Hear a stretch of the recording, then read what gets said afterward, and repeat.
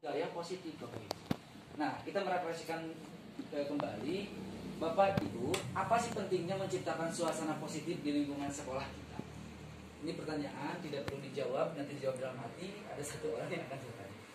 Kemudian, apa hubungannya menciptakan suasana yang positif dengan proses pembelajaran yang berpihak kepada murid? Nah, kemudian bagaimana kita sendiri sebagai pendidik menciptakan suasana positif? Apa masih perlu ditingkatkan di penerapan budaya positif di sekolah kita? Atau di kelas kita lah, jangan sekolah, karena saya pikir mungkin di kelasnya lebih paham ya. Silakan Bapak Ibu direnungkan 1 menit. Tapi saya sudah mempersiapkan siapa yang mau ditanya, Bulin. Bulin bunten kayak presentasi bagian nanya ke Abi. Mangga Bulin, menurut Bulin penting menciptakan suasana positif sejauh mana pentingnya Bulin? Sangat penting untuk menimbulkan minat anak. Minat. Betul Bu. Kalau anak udah minatnya udah mau, segala sesuatu yang kita mau tuntun nih, si anak insya Allah pasti tercapai. Bu An, bagaimana kita ini menciptakan suasana positif di lingkungan kelas Bu An? Kelas itu. Bukan kelas. Yang sudah Bu An alami lah ya. Tapi apa sih budaya positifnya masih bingung? Nah kalau saya Pak ya, betul kata Bu Lilin sangat perlu gitu ya. Apa yang saya lakukan di kelas, biasanya saya ini ke anak Pak, jadi kayak diskusi ke anak maunya gimana gitu ya. Terus tapi kadang mungkin saya juga terlalu apa ya, kayak misalnya kata Pak Denis waktu itu, Bu, disiplin itu bukan apa Pak? Disiplin itu bukan karena ada apanya gitu ya, tapi karena harus ada apa ya dari anak tuh kesadaran gitu ya. Ya mungkin itu juga kekurangan dari saya, masih ada misalnya poin gitu ya, di kelas ada poin gitu ya. Iya. Itu kan disiplin. Sebenarnya sih saya tujuannya untuk meningkatkan disiplin pada awalnya gitu ya. Mudah-mudahan kedepannya gitu ya, sedikit demi sedikit bisa mengupas ketidakdisiplinan gitu ya, walaupun nanti mungkin harus perlu waktu gitu. Nah, budaya positif apa? Ya tadi misalkan minimal gitu ya, anak yang nggak telat jadi tidak telat gitu. Terus itu juga sesuai kesepakatan sebagai, jadi sama anak tuh kayak di awal ya, kalau saya suka ada kesepakatan kan, hari ini belajarnya tentang ini, mau kayak gimana gitu ya, gitu, mau gini, oh ya udah kalau gini berarti perjanjiannya ini gitu mungkin ya. Perjanjian, ada hukuman, ada perjanjian gitu. Nah itu teh gimana, salah atau tidak? Oke, betul Bu. Nah, ada reward dan punishment. Budaya positif ini kita kaitkan kembali ke analogi tadi seorang petani dan padinya. Si petani itu bisa membuat padi itu menghasilkan panen yang banyak dengan cara mengkondisikan tanah, lingkungannya kan, membuang hama-hama. Sama dengan kita sebagai pendidik, kita bisa menghasilkan anak yang berkualitas. Selain dengan lainnya, ada juga budaya positif yang memang diperlukan. Tadi Bapak Ibu, saya pikir sudah menjawab dalam dirinya, oh ternyata penting sekali membentuk budaya positif di lingkungan kelas maupun di sekolah. Nah sekarang saya akan mengajak Bapak Ibu untuk mengimpikan, merenungkan, membayangkan kelas seperti apa sih yang kita impikan. Pak Tabik, terutama di kelas kami, kelas saya Pak Tabik, dijawab dalam diri kita saja. Kelas seperti apa sih yang kita impikan? Kemudian bagaimana suasananya? Bagaimana sikap guru-gurunya? Bagaimana tutur katanya? Bagaimana murid-muridnya? Bagaimana mereka saling berinteraksi terhadap kita sebagai guru dan terhadap teman-teman lainnya? Bu Tria silakan bayangkan, Bu Dita silakan bayangkan, karena nanti akan saya tanya. Coba Bu Dita kelas seperti apa yang Bu Dita impikan? Ini mas jujur apa yang kaitkan dengan budaya positif? Nanti disampaikan. Kelas apa seperti apa yang kita impikan Bu? Kelas yang diimpikan itu kelas yang murid-muridnya nurut gitu ya, bager gitu, emang marager gitu, cuma yang bisa disiplin, lebih disiplin. Suasananya gimana Bu?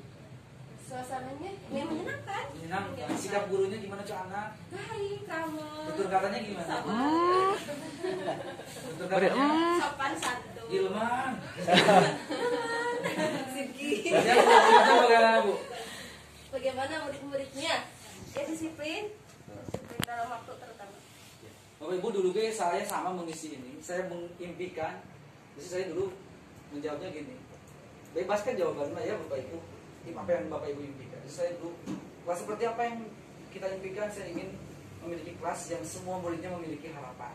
Jujur, saya terinspirasi dari Tegar waktu itu ketika masuk. Dia seperti anak yang tidak berpengharapan.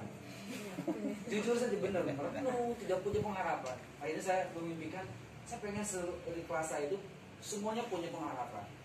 Akhirnya bagaimana suasana kelasnya sangat menyenangkan. Bagaimana sikap gurunya memberikan kesempatan kepada seluruh anaknya untuk memiliki harapan dengan potensi masing-masing. Itu impian saya. Sudah terjadi belum? Ya masih dalam proses Bapak Ibu. Bolehlah bermimpi setinggi mungkin. Kemudian bagaimana mewujudkan kelas impian tersebut Bapak Ibu? Apa yang diperlukan untuk mewujudkan kelas yang aman, nyaman bagi semua wali kelas? Itu nanti kita jawab bareng-bareng saja ya. Nah, Bapak Ibu, di modul ini sebetulnya yang membuat modul ini pun begitu optimis kepada seluruh guru di Indonesia. Di awal modul itu dia memberikan surat kepada seluruh peserta. Dia bilang seperti ini. Saya yakin seluruh guru di Indonesia sudah menerapkan berbagai budaya positif. Namun dalam modul ini ada salah satu strategi yang dapat diterapkan dalam menerapkan budaya positif itu. Jadi sangat optimis yang membuat modul ini bahwa semua guru itu sudah siap Bu, sudah melakukan budaya positif. Nah, budaya positif ini erat kaitannya biasanya dengan disiplin Bapak Ibu. Biasanya erat kaitannya dengan disiplin. Nah, disiplin kadang diartikan sebagai kontrol terhadap anak. Disiplin itu kontrol terhadap anak. Namun demikian ada yang menyatakan ternyata banyak miskonsepsi tentang kontrol atau disiplin itu. Ternyata ada kesalahan pengertian antara kontrol atau disiplin itu. Jadi ada ilusi guru mengontrol murid. Dari tadi saya sebutkan bahwa ini Bapak Ibu, bahwa tugas kita sebagai pendidik adalah menuntun. Jadi di sini ada ilusi guru mengontrol murid. Oh bentar Bapak Ibu, saya ingin coba Bapak Ibu saling berpasangan satu sama lain. Bolehlah. Kalau tidak pun gimana? Saling berpasangan, yang satu tugasnya mengepalkan tangan, Bapak Ibu. Yang satu mengepalkan tangan, silakan janjian. Yang satunya lagi coba untuk membujuk agar dia bisa membuka tangannya.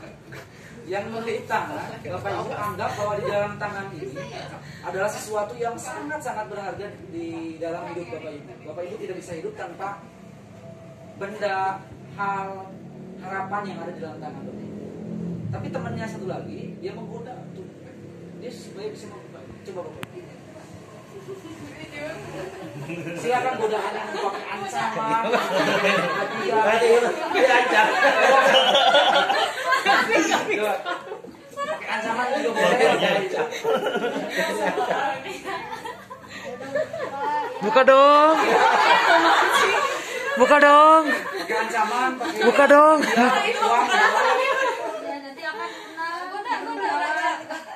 Oke, ya itu selesai.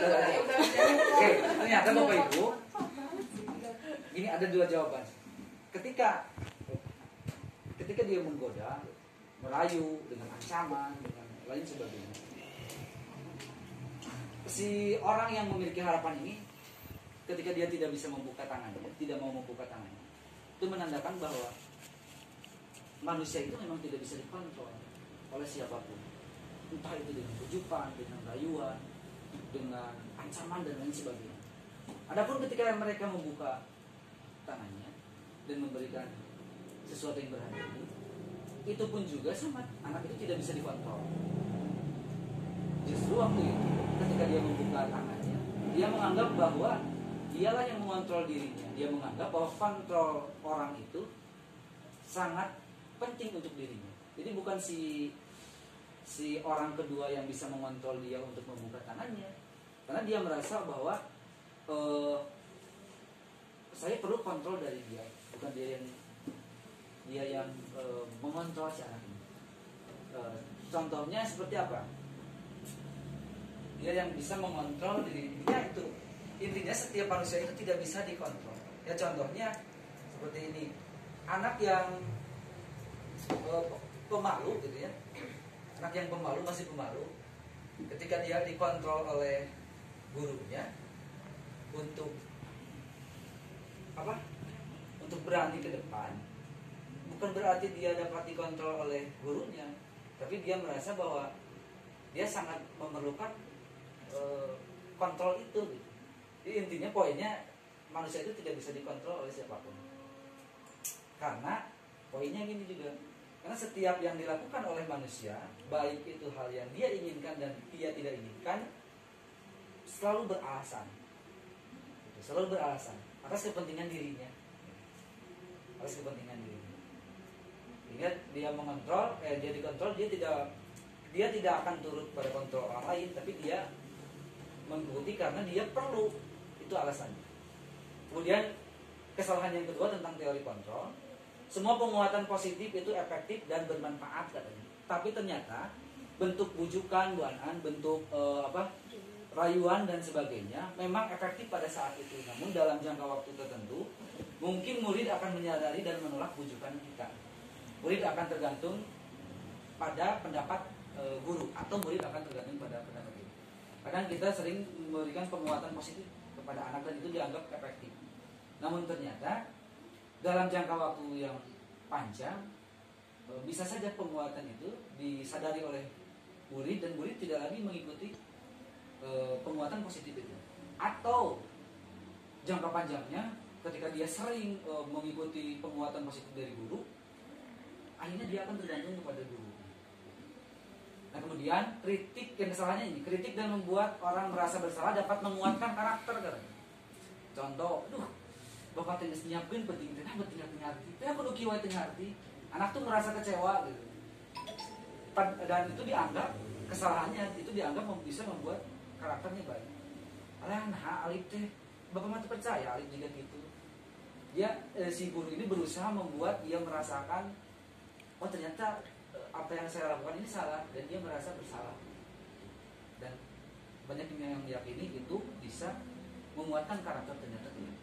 Kemudian orang dewasa memiliki hak untuk memaksa, apalagi pendidik. Banyak kesalahannya seperti itu. Pendidik sebagai tugasnya mendidik, memperbaiki lakunya. Kadang egoisnya seperti itu, menganggap bahwa apa yang orang dewasa memiliki hak untuk memaksa anak. Itu yang keliru dari kontrol. Nah, boleh sambil tanya? Boleh Bu, atau boleh? Aku lanjutkan dulu sih. Selanjutnya cepat dulu ya. Nah, setelah kita melihat itu, misalnya itu, apakah kita yakin bahwa tetap untuk meminta murid menyesuaikan diri dengan keinginan kita atau tidak? Nanti jawab dalam diri. Karena itu tanggung jawab bagi kita untuk memaksa murid demi suatu kebaikan. Adakah cara lain? Apakah kita tetap akan memaksa murid menyesuaikan dengan keinginan kita? Tapi Pak, itu karena itu adalah kewajiban saya sebagai guru, saya akan tetap memaksakan itu. Atau adakah cara lain? Nah ternyata ada cara lain. Disiplin itu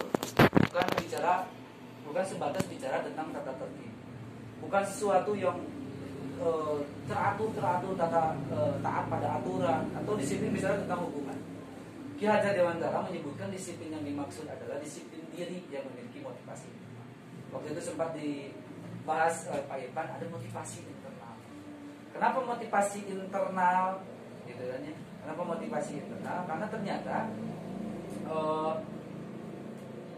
motivasi internal itu bisa lebih membuat orang itu bersemangat untuk melakukannya. Namun demikian, kita harus tahu juga motivasi internal apa yang ada pada diri manusia, dalam diri anak. Nah ini Bu An yang kemarin saya sempat ini kan deh.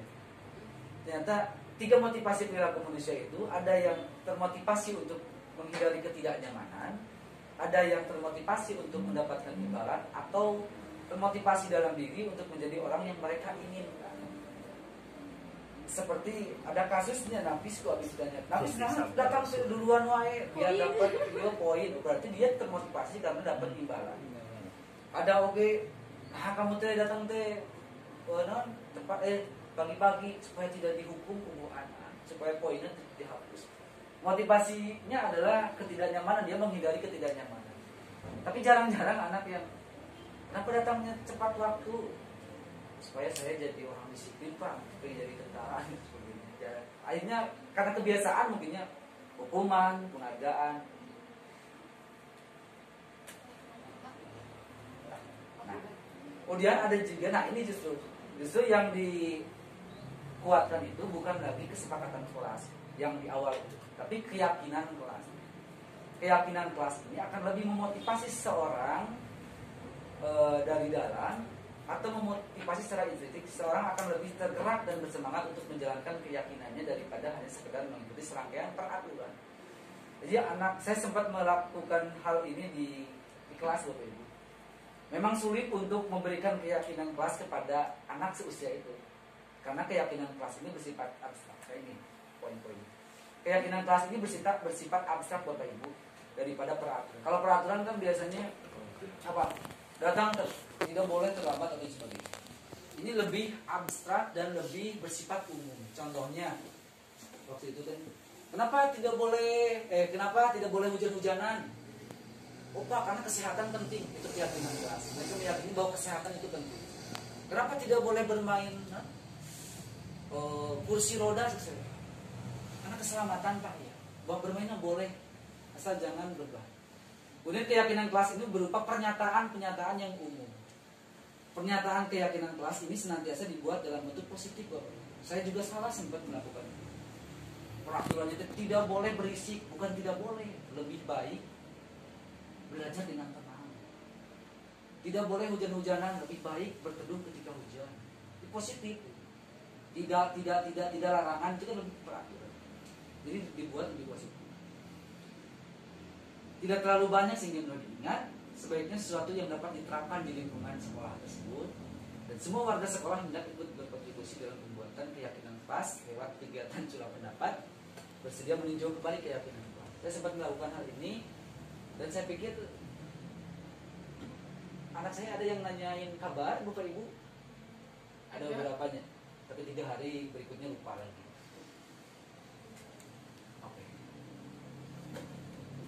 Namun demikian Bapak Ibu, pembentukan budaya positif ini dengan keyakinan kelas tidak semuanya berjalan dengan lancar. Pasti ada beberapa siswa yang masih menyeleweng dari perilaku-perilaku yang mereka yakini. Misalkan mereka meyakini tentang keselamatan, tapi tetap ada yang bermain berbahaya. Mereka meyakini tentang kebersihan, tapi tetap ada yang buang sampah sembarangan. Itu pasti ada.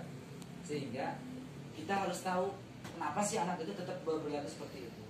Karena pada dasarnya yang tadi, setiap perbuatan manusia itu pasti dipengaruhi oleh apa yang dia harapkan, apa yang dia butuhkan. Ya kita harus tahu apa saja kebutuhan dasar manusia. Ya dilewat saja lah ya. Ini kebutuhan dasar manusia Bapak Ibu tentang cinta dan kasih sayang, penguasaan, kebebasan, kesenangan. Sambil bertanya aja lah ya. Nah di sini sebelumnya ini nih ada murid yang mengambil makanannya, makan siang dengan paksa.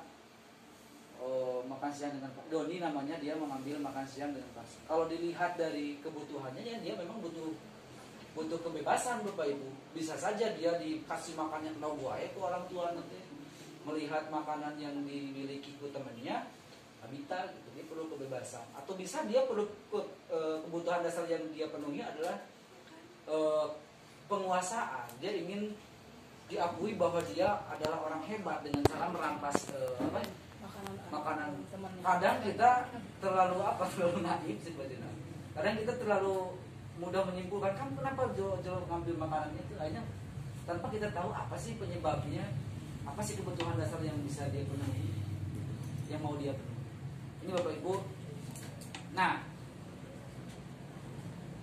karena kemungkinan ada berbagai penyimpangan, ada posisi kontrol yang bisa diterapkan oleh beberapa guru, setiap guru lah. Ada 5 posisi kontrol yang bisa diterapkan oleh guru. Bapak Ibu, saya ingin sedikit bareng-bareng berpikir. Ada satu kasus nih, Tisa dan Hana dipanggil masuk ke ruangan Ibu Dewi, kepala sekolah SMA Makmur. Ibu Dewi baru saja mendapatkan pengaduan dari Ibunda Tisa bahwa Hana menggunakan kata-kata kasar dan merendah-rendahkan Tisa di sosial media. Kira-kira Pak Jenal ya, kontrol kita atau respon kita terhadap kasus ini bakal seperti apa? Kalau ada murid yang ketika daring di kolom komentarnya berkata-kata kasar atau di sosmednya, kira-kira kita gimana? Cari tahu dulu kenapa si Tisa bisa merendah-rendahkan si Hana, kenapa si Hana merendah-rendahkan si Tisa gitu. Iya, kan mungkin untuk ujung-ujung merendah. Ujung-ujung, ya betul. Nanti deh. Nah, ini model disiplin yang berpusat pada murid yang dikembangkan oleh Diane Dosen dengan pendekatan restitusi disebut dengan 5 posisi kontrol, Bapak Ibu. Nah, kita akan sama-sama menentukan kita teh ada di posisi mana nih ketika menjadi kontrol bagi anak. Ada yang di posisi penghukum. Kalau posisi kontrol penghukum, seorang gurunya itu dia akan umumnya dia berbicara seperti ini. Dia akan selalu mengaitkan dengan hukum. Kalau ada anak salah, dia pasti bilang patuhi aturan saya atau awas. Kamu selalu saja salah. Selalu yang terakhir selesai. Ibu sangat kecewa sekali dengannya. Pasti akhirnya dengan berbagai konsekuensi hukuman ketika terjadi kesalahan. Nah, ada juga yang membuat orang lain merasa bersalah. Ini posisi kontrol ketika kita mengatasi masalah yang ada di anak. Berapa kali Bapak harus memberitahu kamu ya? Jadi jika menunggu memelas gitu nih. Gimana coba kalau orang tua kamu tahu kamu berbuat begini? Jadi anak merasa bersalah. Itu posisi yang kedua. Ada posisi yang ketiga, teman. Ayo bantulah demi Bapak ya. Ayo ingat tidak bantuan Bapak selama ini. Ya sudah, kali ini tidak apa-apa, nanti Ibu bantu bereskan. Kalau saya sih cenderung ke teman sih, ke anak-anak ya. Jika Cantika ketika datang terlambat, elah kepada ini. Termotivasi si anak teh gitu kan, tapi ada sisi negatifnya nanti juga. Ada juga sebagai pemantau, dia memantau, dia menyesuaikan dengan aturan. Peraturannya apa ketika kamu kesiangan, apa yang telah kamu lakukan, sanksi atau konsekuensi apa yang sudah kamu dapatkan dari perbuatan. Tapi kalau seorang manajer, dia akan menanyakan apa yang kita yakini, kembali lagi ke keyakinan kelas. Misalkan kalau dia buang sampah sembarangan, apa yang kamu yakini tentang lingkungan kita? Harus bersih Pak. Apa kamu yakininya? Iya misalnya. Jika kamu meyakininya, apa kamu bersedia memperbaikinya?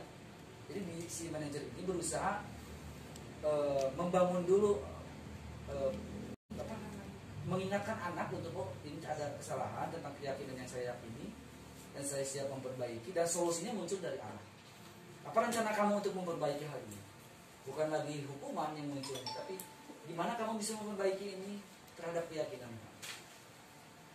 Nah, ini ada kasus di mana satu kasus Adi yang terlambat hadir di sekolah. Ini ada berbagai posisi. Kalau posisi penghukum, dia muncul dengan nada suara tinggi, bahasa tubuh, mata melotot, jari menunjuk-nunjuk dan menghati. Terlambat lagi, pasti terlambat lagi. Selalu datang terlambat. Kamu bisa datang tepat waktu. Tanyakan kepada diri Anda bagaimana perasaan murid bila guru berbicara seperti itu bullying pada saat muridnya datang terlambat. Terlambat. Akibatnya mungkin muridnya akan marah, mendendam. Ini umum ya Bapak Ibu, bersifat agresif. Bisa jadi sesudah kembali duduk, murid tersebut akan mencoret-coret bukunya atau meja tulisnya. Lebih buruk, sepulang sekolah, murid melihat motor atau mobil Bapak Ibu guru dan akan menggores kendaraan. Saking keselnya gitu kan. Dia tidak tahu masalah apa yang saya alami sehingga saya bisa terlambat. Karena dia berposisi sebagai penghukum, dia tetap, kenapa terlambat? Pasti terlambat lagi. Dia pasti hukuman yang hukum. Posisi yang kedua membuat orang lain bersalah. Nada suaranya memelas, halus, sedih, bahasa tubuh merapat kepada anak di dengar rangkul gitu. Adi, kamu ini bagaimana ya? Cuma sih lagamnya gitu lah. Kamu sudah berjanji dengan ibu tidak akan terlambat lagi. Kamu kenapa ya senang sekali mengecewakan ibu? Ibu benar-benar kecewa sekali. Coba Bapak Ibu bayangkan apa perasaan murid bila ditegur seperti caranya. Murid akan merasa bersalah telah mengecewakan ibu atau bapak gurunya. mungkin merasa menjadi orang yang gagal dan tidak sanggup. Tapi ada juga tidak semua, tapi ada juga maksudnya yang ketika diberi treatment seperti itu ada yang bangkit, tapi umumnya sih seperti itu. Kemudian ada yang bersifat sebagai berposisi sebagai teman. Adi, ayolah, bagaimana sih kamu, kemarin kamu sudah janji ke Bapak, kenapa terlambat kan? Sambil tertawa ringan, jika saya si cantik alay kepada ini terlambat dari mana? Bagaimana perasaan murid? Murid akan merasa senang, namun ini ada negatif. Akibat lain dari posisi teman, Adi hanya akan berbuat sesuatu bila yang menyuruhnya adalah guru. Cantika akan nurut kalau yang pasti gitu. Kemudian bagaimana posisi pemantau? Dia memantau guru ya, bilang gini, Adi, tahu kamu jam berapa kita mulai? Tahu Pak, kamu terlambat 15 menit. Apa kamu sudah mengerti apa yang harus dilakukan? Dia memantau peraturan apa yang ada. Paham Pak, saya harus tinggal kelas pada jam istirahat nanti dan mengerjakan tugas ketertinggalan. Nanti pada saat jam istirahat kamu harus sudah di kelas untuk bagaimana, bayangkan bagaimana perasaannya. Murid akan memahami sanksi yang harus dijalankan karena telah melanggar salah satu peraturan. Tapi guru tidak menunjukkan suatu emosi yang berlebihan menjadi marah atau membuat merasa bersalah. Murid tetap dibuat tidak nyaman, yaitu dengan harus tinggal kelas sementara teman-temannya istirahat. Kalau manajer, ada suara tulus, bahasa tubuh tidak kaku, mendekat ke murid. Adi, apakah kamu mengetahui jam berapa sekolah dimulai? Tahu Pak, jam 7. Ya, jadi kamu terlambat. Kira-kira bagaimana kamu akan memperbaiki masalah? Dikembalikan kepada solusi yang sederhana. Saya bisa menanyakan teman saya Pak untuk mengejar tugas yang tertinggal. Baik, itu bisa dilakukan. Apakah besok akan ada masalah untuk kamu agar bisa hadir tepat waktu? Tidak Pak, saya bisa hadir tepat waktu. Baik, saya hargai sama untuk memperbaiki. Itu Bapak Ibu untuk pemaparannya. Mudah-mudahan ada beberapa hal yang bisa jadi pengetahuan untuk kita semua. Tapi saya catatannya memang posisi-posisi kontrol, kelima kontrol ini tidak ada yang terbaik dan tidak ada yang terburuk. Bisa saja kita memposisikan kontrol sebagai penghukum, teman dan lain sebagainya sesuai kasus yang terjadi. Itu saja mungkin Bu Fitri dan rekan-rekan sekalian. Mudah-mudahan bisa bermanfaat dan dimaafkan segala hal yang tidak berkenan. Yang belum gitulah. Terima kasih. Assalamualaikum warahmatullahi wabarakatuh. Kembali. Waalaikumsalam. Kalau gini, kalau tadi yang dipaparkan apa deh nih tentang penghukum, apalagi pada tadi deh Penghukum ada teman, atau manajer, nah itu pemantau. kalau kembali ke saya pribadi ya, saya udah melaksanakan semuanya itu. Ya, kadang jadi penghukum, kadang harus jadi tadi manajer gitu. Cuman kita juga harus lihat murid kita, murid ini teh kalau di akraban ya kadang kita harus di penghukum. Tapi ada murid yang memang kita harus face to face gitu kan. Nah itu jadi benar tadi yang kata Pak Denis, tidak ada yang terbaik mungkin ya saat ini. Makanya ada pilihan-pilihan di situ. Akhirnya balikkan lagi ke guru. Dan juga kalau menurut saya pribadi sih ini harus kita laksanakan semuanya, tapi kita harus tahu dulu sih ya, kasus per kasus nggak bisa digeneralisir gitu ya, bahwa SD supaya kita ini jadi manajer aja lah atau jadi pemantau, nggak boleh kita jadi penghukum misalnya. Oh ya udah biarkan. Nah, tapi kita harus lihat ketika kita naik ke kelas yang naik ke tinggi itu SMP itu akan cuman porsinya beda gitu. Ketika kita di mahasiswa mungkin ya teman-teman, ketika jadi mahasiswa kan beda-beda ya dosen juga. Nah kadang cara-cara ini ada nih mahasiswa juga yang kudu di ancam. Ada yang memang harus di manajer nih, tulus, tidak kaku, dekat kayak temen supaya dia curhat. Oh gini kan masalah skripsi teh sewae misalnya. Nah itu menurut saya pribadi sih kita harus bisa melaksanakan 5 ini, cuman kita tahu dulu kondisi siswa kasus per kasus. Nah ya gitu kalau dari saya. Ya, betul Pak. Makanya betul. Tapi kebanyakan kita kadang kebanyakan di penghukum. penghukum gitu. Betul Pak, ini juga jadi bahan diskusi dulu gitu Bang. Tapi tidak semua bisa dilakukan dengan manajer, perlu juga penghukuman, perlu juga pemantauan, perlu juga jadi teman. Tidak ada yang terbaik. Nah itu kalau Tidak ada yang karena kita terlalu baik kok ngalunjak, ada murid yang merasa bahwa ada saya di sekolah ini bayar mahal, kadang gitu. Semuanya sih bisa diterapkan sih, asal tahu apa porsi-porsinya aja. Menurut saya itu no.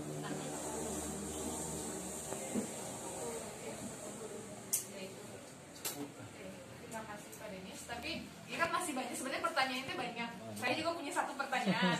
Wanan punya satu pertanyaan. Yang lain mungkin juga ada ya pertanyaan banyak sepertinya. Ada lagi. Tapi sesuai kesepakatan kemarin, kita kan sampai jam 2 ini udah lebih sebenarnya. Tadi Pak Denis, bentar Pak Denis ya, orang yang dibaca tarik-tarik kata Denis. Tapi sepertinya ini perlu kita juga diskusi lebih lanjut juga gitu. Tapi kan juga ini waktu Bapak Ibu semua gitu. Sepertinya boleh pertanyaannya ditulis atau nanti disampaikan langsung ke Pak Denis supaya dibahas di luar forum, boleh nggak gitu? Boleh nggak kalau kayak gitu supaya padahal saya kan punya masalah. Abi tadi ayat satu tak itu Pak, boleh nggak berkonsultasinya atau nanyanya di luar ini? Boleh. Atau mau sekarang tapi dengan kesepakatan bersama juga sih dengan mengambil waktunya. Sekarang udah jam 2 lebih 15 menit dari cakap orangnya. Pas biasanya. Jadi tergantung sih kalau misalkan mau Bapak Ibu guru bersedia untuk